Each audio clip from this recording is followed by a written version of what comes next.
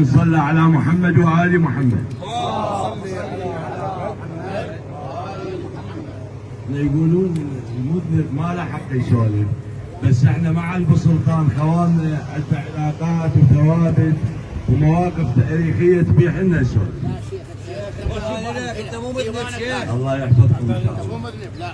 خير الكلام كلام الله سبحانه وتعالى، حيث يقول بسم الله الرحمن الرحيم: خذ العفو وامر بالعرف واعرض عن الجاهلين. صدق الله العلي العظيم. امامنا ابو سلطان الكرام، السلام عليكم ورحمه الله وبركاته.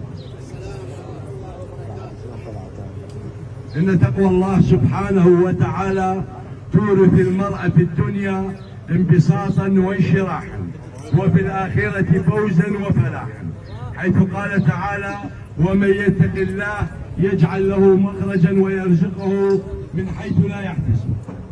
كما نقول كثيرا ما يكون بين الناس منازعات وخصومات نتيجة لاختلاف الأهواء والرغبات والاتجاهات، ومن ثم تسبب هذه الخصومات البغضاء والعداوات التي تفرق بين المسلمين والقرابات.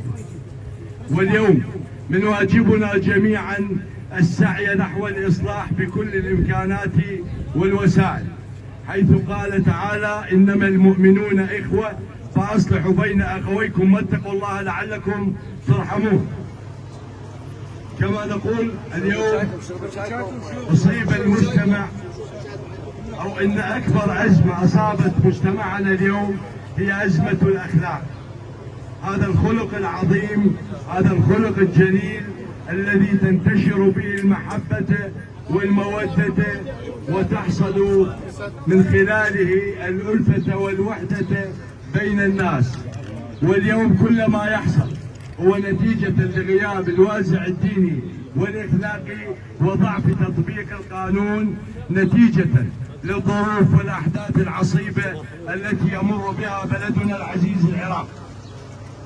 كما نقول اليوم أن علاقتنا أو علاقة البومحي بخوالهم ابو سلطان علاقات تاريخية عريقة موغلة في القدم، وبالتأكيد كل هذه العلاقات لها أثر في نفوس الطرفين.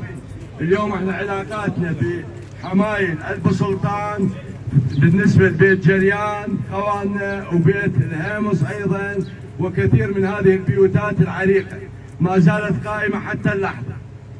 لذلك اليوم من ننظر إلى وثوقية هذه العلاقات، بالتأكيد مثل هذه الخلافات لا تصمد أمام هذه العلاقات التاريخية التي تربط البومحي بالأبو سلطان.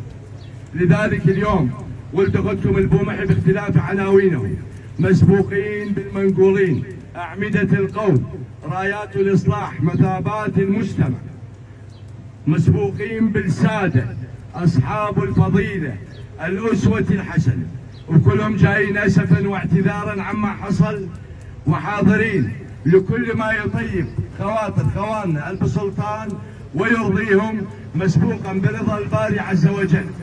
ونحن جميعا على عشم كبير وهجوة كبيرة بخواننا ابو سلطان بأنهم أهل للمروءة والتسامح، كيف لا، والابو سلطان أهل الأصالة والتاريخ الحافل والمواقف المشرفة. والسلام عليكم ورحمة الله وبركاته.